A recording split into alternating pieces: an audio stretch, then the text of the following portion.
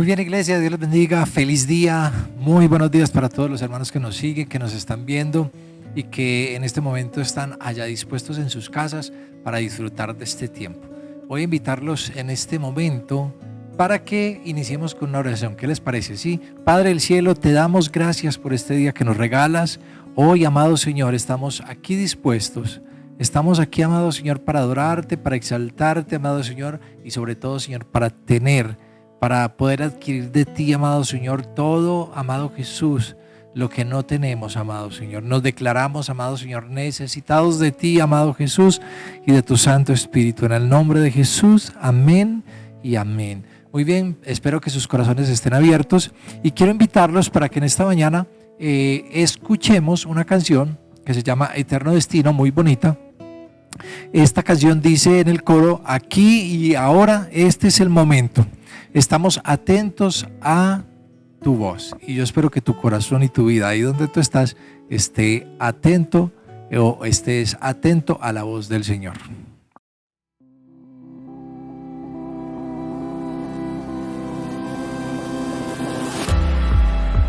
Aquí y ahora, este es el momento. Estamos atentos a tu voz.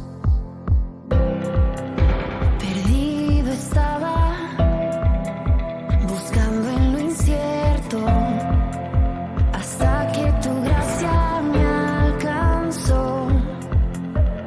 Brillas en gloria, cambias la historia, llenas todo de luz. Oh, extiendes tu mano, vivimos confiando, siempre solo en Jesús. Eterno destino encuentro en ti. Tu reino está vivo dentro de mí. Abriste camino, corremos hacia ti. En cada paso tú estás. Oh, nada nos detendrá. Hey. Nada nos detendrá.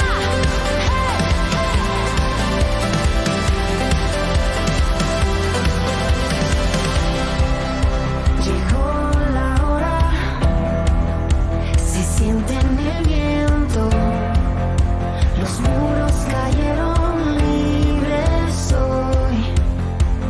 Brillas en gloria, cambias la historia, llenas todo de luz. Oh, extiendes tu mano, vivimos confiando, siempre solo en Jesús. Eterno destino encuentro en ti. Tu reino está vivo dentro de mí. Abriste camino, corremos hacia ti. En cada paso tú estás. Oh, nada nos detendrá. Hey. Nada nos detendrá.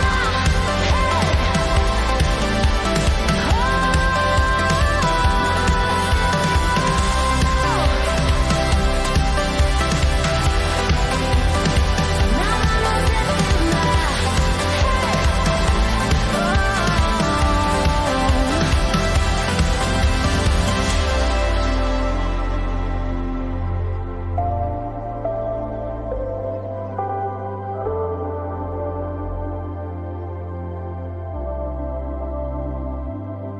Jesús,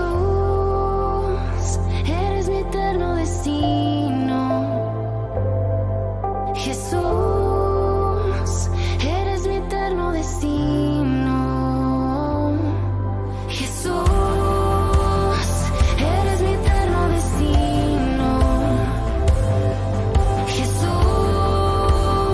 eres mi eterno destino. Jesús,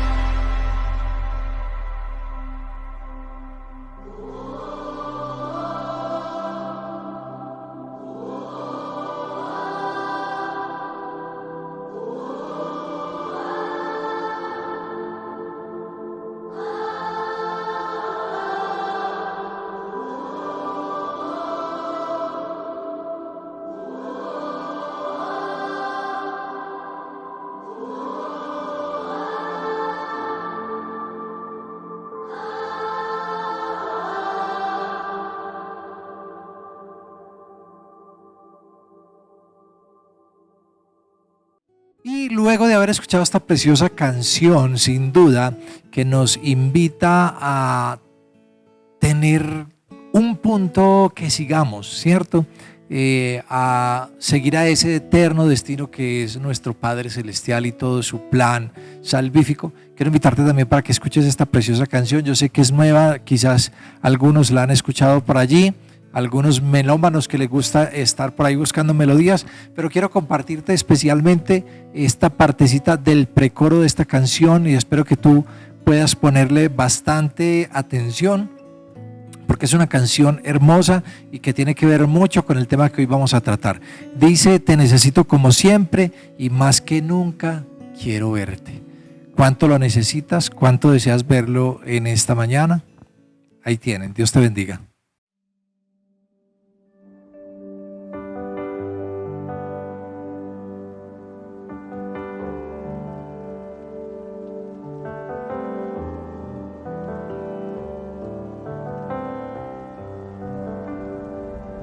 Como agua purificas, como olas en la arena, desvaneces mi condena, como aire que da vida a lo que ya no respira, soplas nueva melodía. Te necesito como siempre y más que nunca quiero verte. Jesucristo, ten mi corazón, toma todo lo que soy, aquí estoy, quiero darte adoración. Un momento juntos es mejor que una vida sin tu amor. Aquí estoy, quiero darte lo mejor.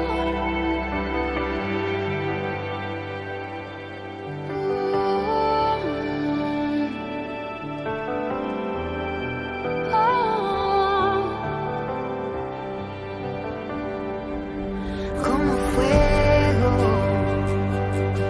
no te apagas en la noche más oscura, permanente esperanza, como roca, edificas de lo vil y rechazado, una casa para todos. Te necesito como siempre y más que nunca quiero verte. Oh, Jesucristo, ten mi corazón, toma todo lo que soy, aquí estoy, quiero darte adoración. Un momento juntos es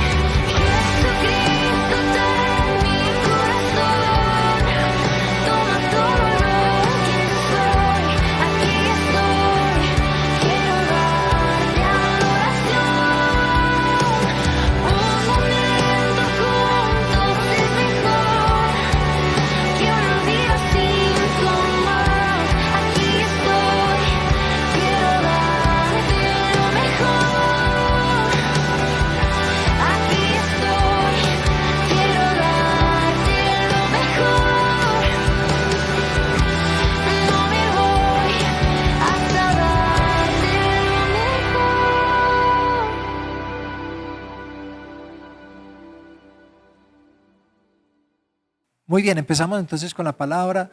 Damos bienvenida a los que están ahí, a los que recién han llegado. Y recuerden, estamos hablando acerca del Sermón del Monte. Y quiero entonces que ustedes recuerden, ¿cierto? Lo que un poco quizás de lo que hemos venido hablando que cierto día las multitudes seguían a ese Jesús y que entonces ese Jesús era el que viendo la necesidad de estos, las ganas de estos, de escuchar su palabra, se pone en lo alto de la montaña y entonces comienza a enseñarles. Hemos hablado varias cosas interesantes ahí antes de quizás entrar un poco en materia. Y hoy vamos a hablar acerca de la primera bienaventuranza, que es acerca de los pobres de espíritu. Mateo 5, versículo 3. En la Reina Valera dice: bienaventurados los pobres en espíritu, porque de ellos es el reino de los cielos. ¿Sí? Como ven, vamos a hablar entonces de los pobres, ¿cierto? No es una palabra agradable, quizás no es lo que nosotros queremos escuchar mucho, ¿cierto?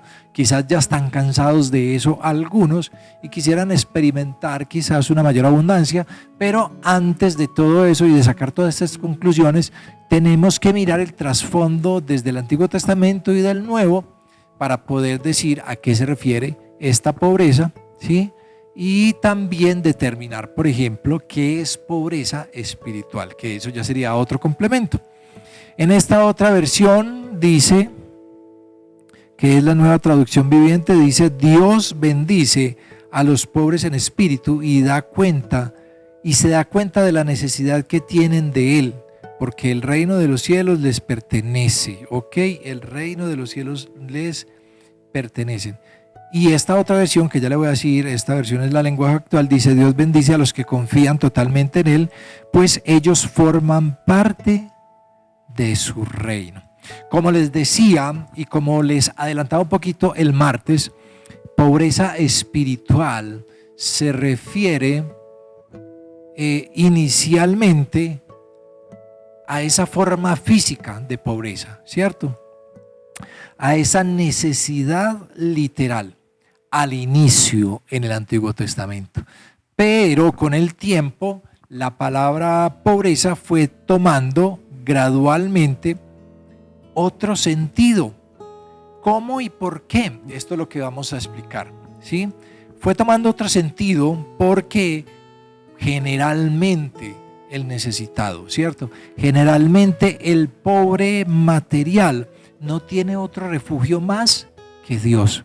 Entonces la pobreza llegó a tener visos espirituales, ¿ok? Primero, pobreza se refería a esa falta, ¿cierto?, del bienestar material o esa abundancia de las cosas materiales, pero con el pasar del tiempo, como el pobre no tenía otro refugio más que su Dios, la palabra pobreza tomó visos espirituales, ¿cierto? Tomó un significado espiritual. Entonces, es así como, por ejemplo, el salmista, el Salmo 36, versículo 4, el salmista dice: este pobre, ¿cierto? Refiriéndose a él mismo. Este pobre que en su necesidad clamó y le oyó Jehová y lo libró de todas sus angustias. Entonces el pobre en el Antiguo Testamento es aquel que obviamente sí está afligido, y hay un elemento bastante importante ahí: es incapaz de librarse, ¿cierto? Es incapaz de buscar su solución o de obtener solución a esa aflicción por sí mismo.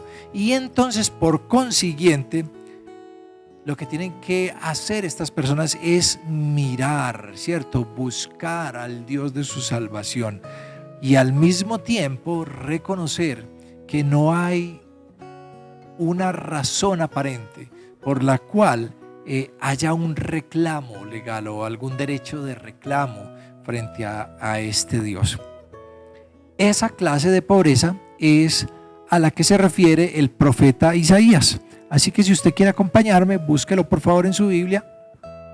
Isaías capítulo 41, Y vamos a leer del 41 los versículos 17 y 18, porque Isaías habla muy claramente de esa pobreza, porque Isaías dice, es a los afligidos y a los menesterosos, ¿cierto? Es a los que buscan las aguas y no las hallan, es a aquellos que tienen sed y cuya lengua está seca, a esos son los que Dios promete: en las alturas abriré ríos y fuentes en medio de los valles, y abriré en el desierto estanques de agua y manantiales de agua en la tierra seca. Es a los pobres a los que Dios va a saciar, es a los pobres a los que Dios le va a dar. También el profeta en el capítulo 57, en el versículo 15, describe a los pobres como personas humildes, ¿sí? Personas de espíritu humilde y quebrantado, ¿cierto? Y son ellos los que ven a Dios, y con ellos, a pesar, como dice Isaías, a pesar de que Él habita y que Él es el alto y sublime y que habita en la eternidad y cuyo nombre es el Santo, aún así Él se complace en habitar con este tipo de personas, con las personas de un espíritu humilde, con las personas de un espíritu quebrantado, es decir, con los que son pobres, ¿cierto?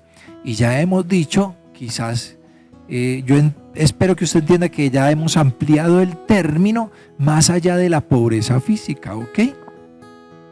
Dios se complace en habitar con ellos, y es para los tales, es para este grupo de personas que se proclaman las buenas nuevas. Recuerda esa palabra, ¿cierto? Una palabra muy característica de los evangelios. Lucas capítulo 4 versículo 18: el Espíritu del Señor está sobre mí por cuanto me ha ungido para dar buenas nuevas. ¿A quiénes? A los pobres, dice Mateo, ¿cierto? Tal son los beneficios de este tipo de personas, y nos vamos adentrando quizás un poco más, ¿sí? Porque hay que decirlo, y paralelamente a esa pobreza están los ricos. El rico era aquel que hacía componendas, el rico era aquel que hacía esos torcidos o esos chanchullos, como nosotros colombianamente lo llamamos, ¿cierto? Con el paganismo, o sea, con lo no santo de ese tiempo. Y era el pobre, en cambio, el que se mantenía fiel a Dios, ¿cierto? Así, entonces, también se creó un paralelismo que no es estrictamente necesario, cierto, en todos los sentidos, entre riqueza y mundanalidad, es decir, entre riqueza y pecado, y la pobreza y la piedad, que siempre entonces se van a manifestar juntas. Por eso entonces, ser pobres es mucho más allá de no tener nada. Ser pobres es reconocer nuestra pobreza espiritual, ¿sí? Y voy a hacer un paréntesis aquí, porque nosotros tenemos una frase que a veces usamos, ¿no? A veces decimos, es que esa persona es pobre de espíritu, queriéndonos referir a esa persona que tiene muy poca iniciativa, ¿cierto? Mire, es que tiene los recursos, tiene las formas, pero es que no es capaz de generar eso, ¿cierto? Entonces decimos que esas personas son pobres de espíritu, ¿sí? Todos quizás hemos ayudado a ese tipo de personas que usted le da algo, ¿no? Y usted dice, pero bueno, pero hermano, venga, yo le di esto con la esperanza de que usted, digamos, formara un negocio o de aquí pudiera haber adquirido la forma, ¿cierto?, de tener algo estable, pero no se pudo, ¿cierto? ¿Y por qué decimos? Porque esas personas a veces son pobres de espíritu, porque les falta quizás ese empuje o esa berriondera en el ardor antioqueño, y así sea quizás una palabra fuerte, ¿no? Pero falta ese empuje, falta ese estar echados para adelante, ¿no? Falta esa motivación, esas ganas. Entonces uno a veces dice, ¿sí? ¿Cómo ayudamos a una persona así? No es esa clase de pobreza espiritual. La pobreza espiritual a la que se refiere el Sermón del Monte, y puntualmente esta bienaventuranza, es reconocer nuestra pobreza espiritual, es decir, nuestra bancarrota espiritual delante de Dios. Aún en la iglesia, ¿cierto?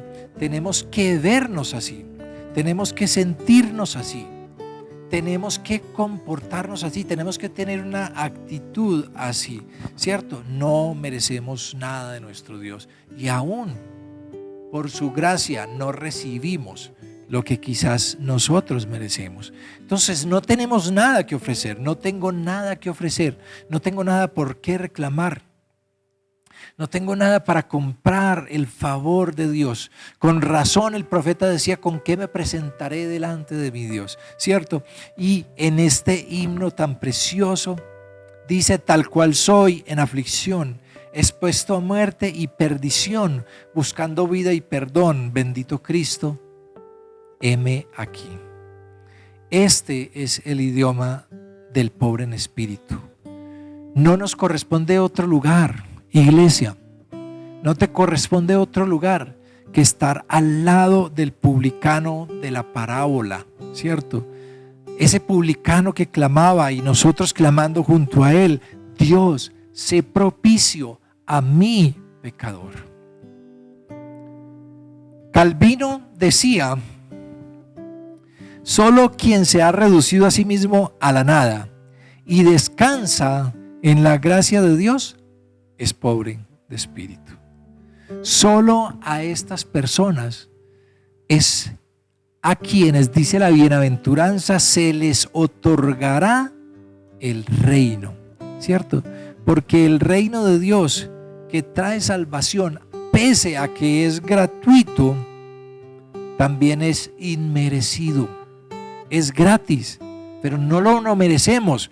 Por eso demostramos, ¿cierto?, nuestro deseo de más, y tenemos que recibir eso con un espíritu de humildad dependiente, tal como un niño. Quizás por eso Dios en algunos momentos o Jesús más bien ejemplificó, ¿cierto? Con la niñez, cómo deberíamos de ser. Fíjese usted que en los días de nuestro Señor no fueron los fariseos los que entraron en el reino, ¿cierto? Es más, Jesús dice en algún momento que son, y no son la clase de personas que muchos de aquellos en sus días estaban pensando que se iban a ganar el reino de Dios. Muchas de estas personas van delante de ustedes, dice él, ¿cierto? ¿Y quiénes son esas personas? No fueron los fariseos los que entraron en el reino de Dios, quienes pensaron que eran ricos, tan ricos que agradecían a Dios no ser como los otros. Qué altivez. Tan ricos que hacían los flequillos de sus túnicas más largos en señal de, oh, miren, ¿sí? Soy más santo que los demás, tengo una relación mejor con Dios que estos otros, ¿sí? No, tan ricos en méritos que agradecían al mismo Dios por sus propios logros.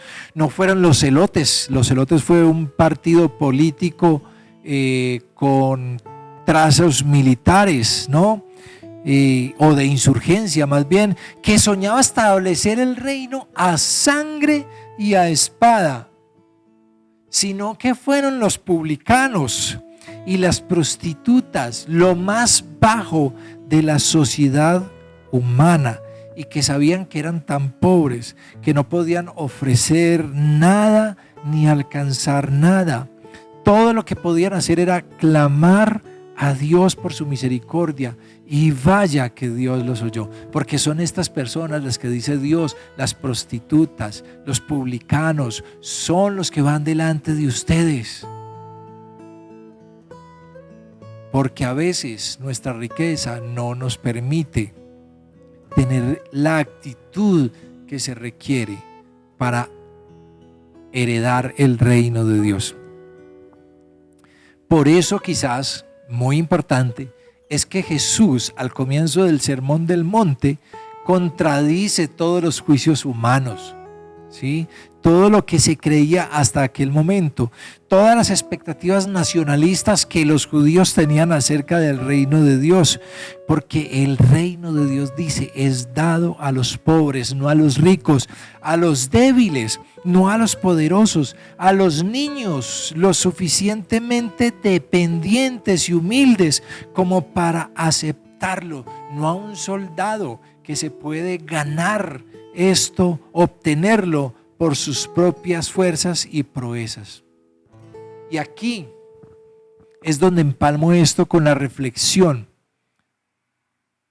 que tuvimos el martes, porque quizás el mejor ejemplo de esta misma verdad lo constituye la iglesia de Laodicea, ¿cierto?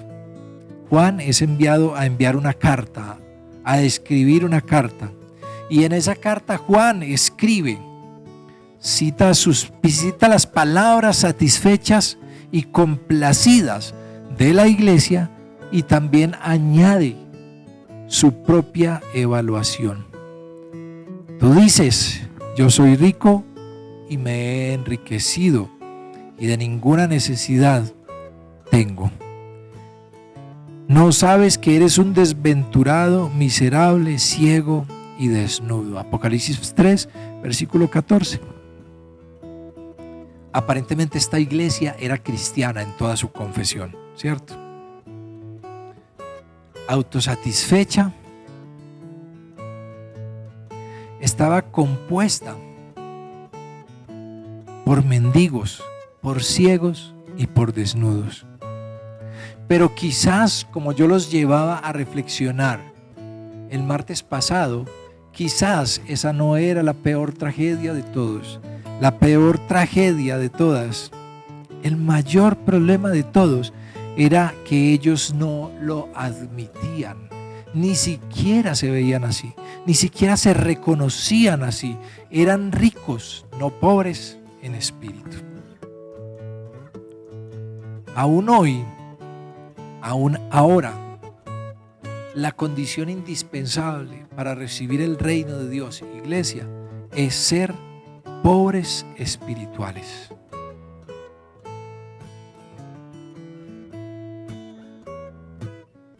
Como decía este gran predicador Spurgeon, la forma de elevarnos en el reino es hundirnos en nosotros mismos. Y yo tengo que decirlo, si yo deseara alguna característica particular para esta iglesia, sería que todos fuéramos pobres espirituales. Porque cuando somos pobres espirituales, no hay horarios, no hay impedimentos. Cuando se es pobre espiritualmente, tomando las palabras de este predicador, no hay espacio para nosotros mismos. No hay espacio para nosotros mismos. En la comunidad, su liderazgo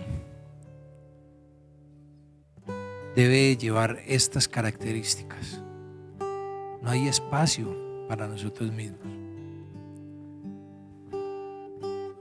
Es una actitud contraria a la que vemos en estos días en nuestra sociedad, donde cada uno busca lo suyo, donde cada uno está abrogando por lo suyo. Pero nosotros ya dijimos que el pobre espiritual no tenía ni tiempo ni espacio, ni aun sus cosas propias, sino que todo es de este Dios. El pobre espiritual es aquel que siente tristeza en su corazón porque dice: Señor, ¿qué estarás haciendo en tu casa? ¿Cómo la estarán pasando? Y yo no poder estar allá para recibir lo que tú das, lo que tú haces. El pobre espiritual es aquel en que sus opciones se han reducido a cero, porque quiere adquirir, porque se quiere hacer rico, pero en este Señor, en este Dios. Así que yo quiero invitarte, querida iglesia, como lo hacía el martes, y quiero invitarte para que reflexiones en esta palabra y sobre todo para que, como decía Apocalipsis capítulo 3, versículo 14, donde está la historia de la iglesia de la Odisea, adquieras de él vestido, oro, y adquieras ese ungüento que se llama colirio para poner en tus ojos y que tus ojos se abran y podamos ver que somos necesitados, que estamos necesitados, que es una condición. Es interesante que Jesús haya hablado primeramente de esto. Yo creo que Jesús fue intencional en mencionarlo de primera, porque esto es la puerta. Si nosotros no pasamos por acá, lo demás no funcionará, lo demás no fluirá, porque simplemente seremos como la iglesia de la Odisea, una iglesia nominal, algo que se dice ser cristiano, pero que realmente no vive esa cristiandad.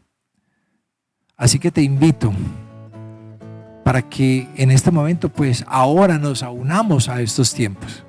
Pero cuando nuevamente volvamos a juntarnos en la iglesia, nos juntemos un montón un montón de pobres espirituales aquí a decirles: Señor, te necesitamos, te queremos. Así que cierra tus ojos ahí donde estás. Yo quiero hacer una oración, quiero que oremos en este momento. Amado Padre Celestial, te agradecemos, amado Señor, porque tú nos has dado tanto, tanto, Señor, que no merecemos, amado Jesús. Que aunque es gratis, que aunque tú lo quieres dar, amado Señor, yo no tengo cómo pagarte por eso, no tengo cómo clamar por eso, amado Señor. Perdóname, amado Jesús, si en algún momento me he sentido, Señor, con derecho, Señor, de ser dueño de algo, Señor, de lo que tengo, amado Jesús. Todo, absolutamente todo, desde mi vida, Señor, y todo lo que poseo, Señor, es tuyo, Señor. Porque yo, amado Señor, soy pobre.